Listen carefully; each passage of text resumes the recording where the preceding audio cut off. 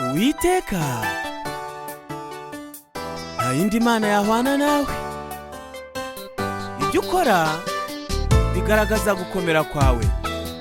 Reka ngushime, urahambaye.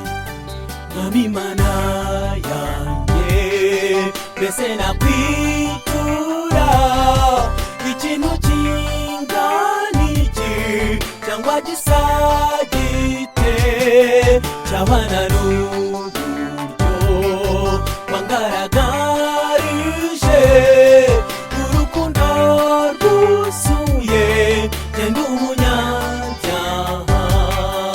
Akira ishimwe Uwiteka himbazwa, kuko ibyo ukora biranezeza. Nguhaye umutima wanjye uwuboneze, jye nyoborwa nawe ibihe byose. Akira ishimwe Uwiteka himbazwa, kuko ibyo ukora biranezeza. Nguhaye umutima wanjye uwuboneze, jye nyoborwa nawe ibihe byose.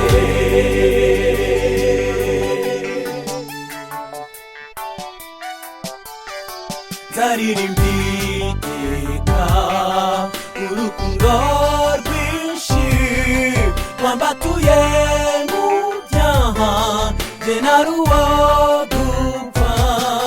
Nzabivuga hose sinzabiceceka, kuko kuba turiho n'ubuntu bw'Imana. Akira ishimwe Uwiteka himbazwa, kuko ibyo ukora biranezeza. Nguhaye umutima wanjye uwuboneze, jye nyoborwa nawe ibihe byose. Akira ishimwe Uwiteka himbazwa, kuko ibyo ukora biranezeza. Nguhaye umutima wanjye uwuboneze, jye nyoborwa nawe ibihe byose.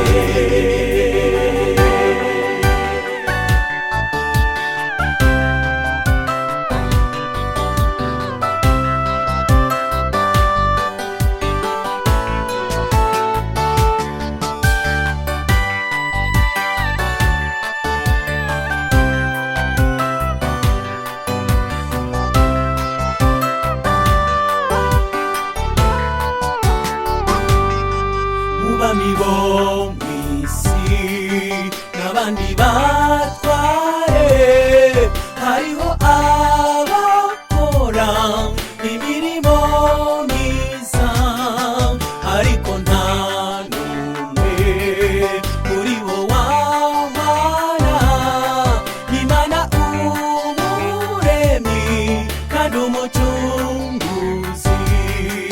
Akira ishimwe Uwiteka himbazwa, kuko ibyo ukora biranezeza. Nguhaye umutima wanjye uwuboneze, jye nyoborwa nawe ibihe byose. Akira ishimwe Uwiteka himbazwa, kuko ibyo ukora biranezeza. Nguhaye umutima wanjye uwuboneze, jye nyoborwa nawe ibihe byose. Tuyoborwe nawe byose.